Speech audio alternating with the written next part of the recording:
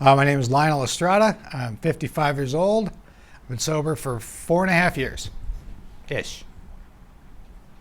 It was just complete friggin' insanity. My life had become so insane that I literally thought my brain was turning into Swiss cheese from the meth. And the booze was before that. I mean, I got sober in 96, stayed sober for 9 years. I don't really remember coming in back then. I remember I wasn't in a bad spot. I still had stuff. And I popped a few bad drug tests, and my dad said, you need to go do this, and I went and did that.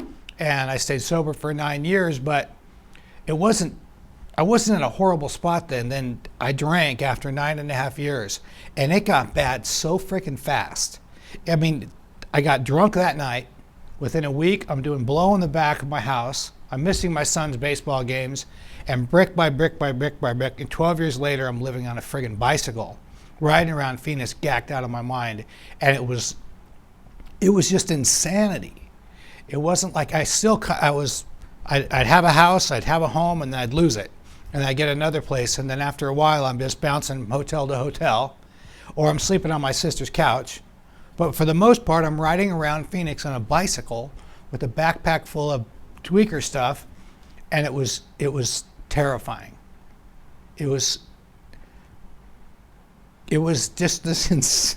I'm laughing about it because it's just looking back on it. I don't see how I survived being as old as I was, and the amount of drugs I was putting in my system, and the chaos. It was just pure chaos. I kept trying to get ahead of it, and I think I was getting ahead of it, and my addiction was just waiting right there, and it never got better. It just kept getting worse and worse, and everything compounded in such a way that I was literally losing my mind. I mean, it was that bad.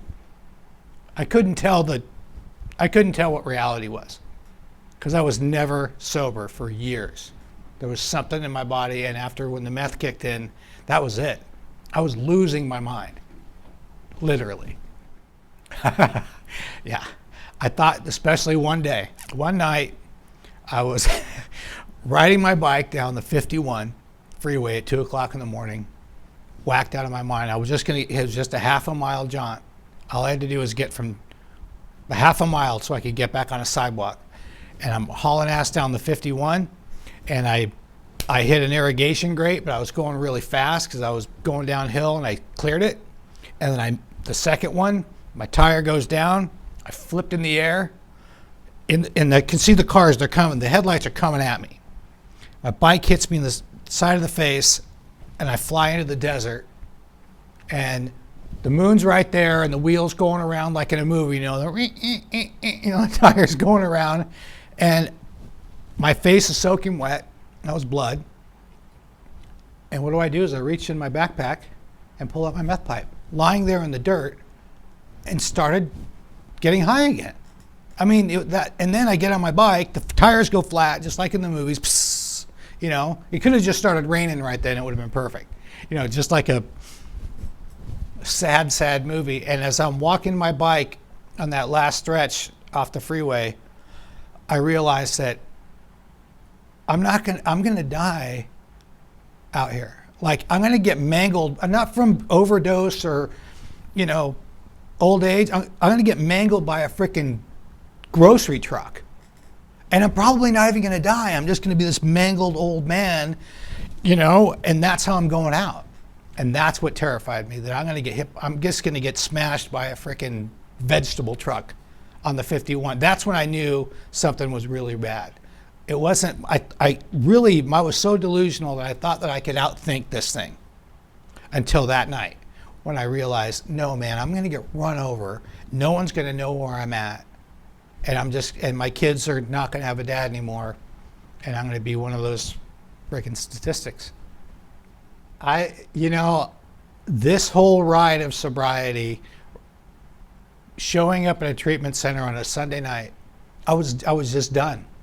I was so terrified when I got in to treatment.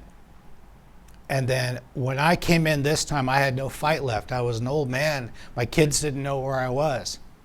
And I surrendered. I found a sponsor, and I did not everything he told me to do, but pretty much. I just said, just you guys tell me what to do. I was out. I was done, out of ideas. And it was just like, it was sort of like how my addiction took away my life brick by brick. Recovery built it back up. It was just little by little. I'd get I'm working volunteering in the treatment center for a little bit. And now I'm thinking about going back to school for a little bit. Got in a little rock and roll band for a while. That was fun until my lovely fiance asked, "Are you going to be a musician again? Because that didn't work out for you before." And I'm like, "Yeah, maybe I'll go back to school." And it was all because of recovery, though, because I realized that I didn't know what else I was going to do with my life because I had charges and all this other stuff. And I kept doing what the men that I was following were doing. I want to be like that guy, or at least I want to have what he has.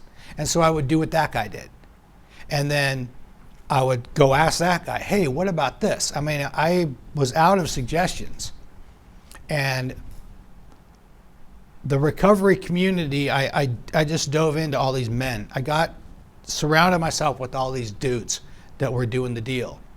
And I don't know how it happened. I mean, I give a lot of credit to God because I don't do this stuff on my own. I create chaos. I cause problems. I destroy things and do things my own way. And I don't know how I got here except for I just kept doing the next right thing, all those cliches. But I just followed around guys that seemed like they had their shit together and weren't doing crime. So I didn't hang out with those guys. And, oh, that guy seems like he has a decent relationship. Maybe I'll go talk to him. Or I just kind of did what everyone else was doing that looked like they were happy because I wanted that. It wasn't even the money or the job or anything, just the guys that were smiling all the time and not terrified. I wanted to be like those dudes. And I just followed those guys around, and I took some risks, I took some chances, and I prayed my ass off. Still do, every day. I tried over and over again. I had these plans. I was gonna throw away the meth, drink myself to sleep, take a bunch of downers, fill my fridge with booze and cereal and milk, and I was going to get rid of all the drugs, drink myself to sleep, and then wake up, eat for 2 days, and then call AA. That was my master plan. I even did a GoFundMe thing because I had to pay all my bills. So I was going to pay I could not think this thing. And that connection where you tell me, "Yeah, dude, I know exactly how you feel. I did the same shit you did. Now I'm not alone anymore. Now I'm not this horrible, the worst father on the planet. I'm not some crazed old man criminal that, the drug addict man, that creepy guy or whatever." I just listened to other people and they said, "Yeah, me too. You're okay. You're going to be okay. Keep doing what you're doing. You're going to be okay." And then they would love me when I was unlovable. They told me I'm just like they are. And then once I realized I wasn't the only guy doing this shit, then I don't know. I mean, I talk to newcomers all the time and they think they're the most horrible people on the planet. I say, "No, dude, I did that. By the way, I did worse shit than you did probably." But the human connection part, if I can't do this by myself. I don't know anyone that has done it by themselves. Because it was lonely out there getting loaded. When you're riding your bike around Phoenix at 2 o'clock in the morning, whacked out of your mind and you got nowhere to go, and then you scrape up enough money for a friggin' hotel room and you sit in the hotel room with all your tweaker shit everywhere, and your bicycle, and you wonder where your kids are. My daughter said to me, was 2 years sober, I took her to an Alice Cooper concert, and she's very open. She was always there this whole time. That human connection while I was high from my daughter helped me. My son would text me, but my daughter would text me in the middle of the night, "I don't know where you are, Dad, but I love you." And those little lifelines kept me alive. And I'm driving her home. I'm 2 years sober. We're talking about stuff.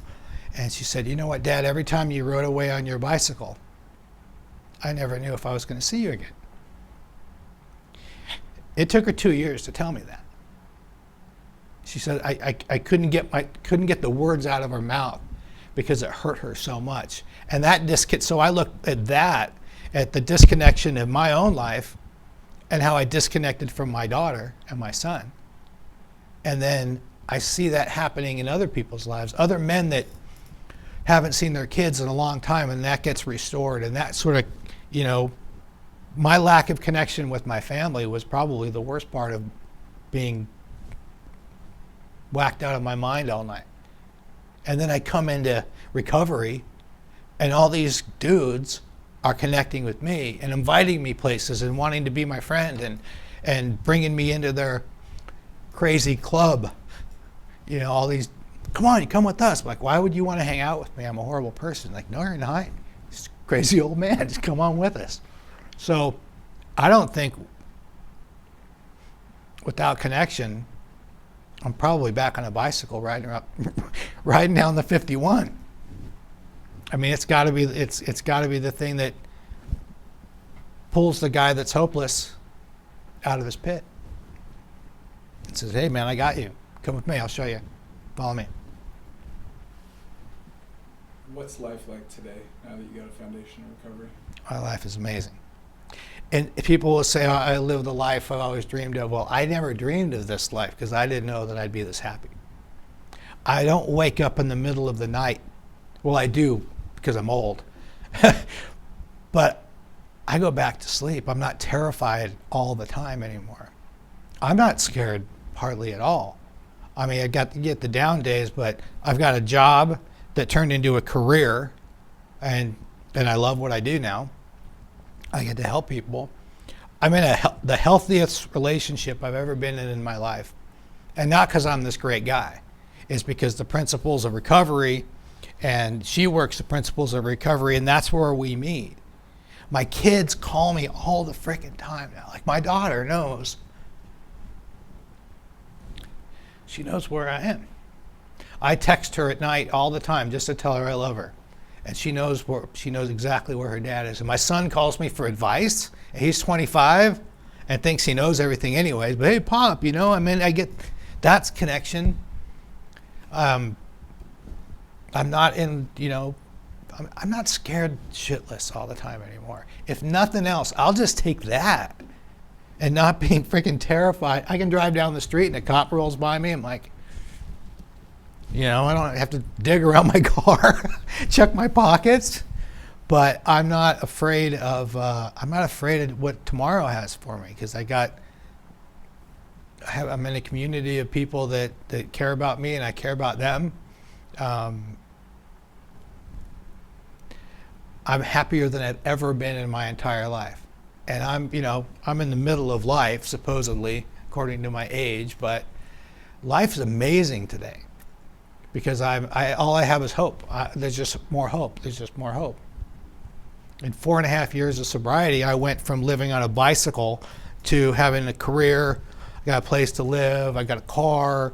I got the girl, and my kids call me all the time. What else? I don't know if I need anything else.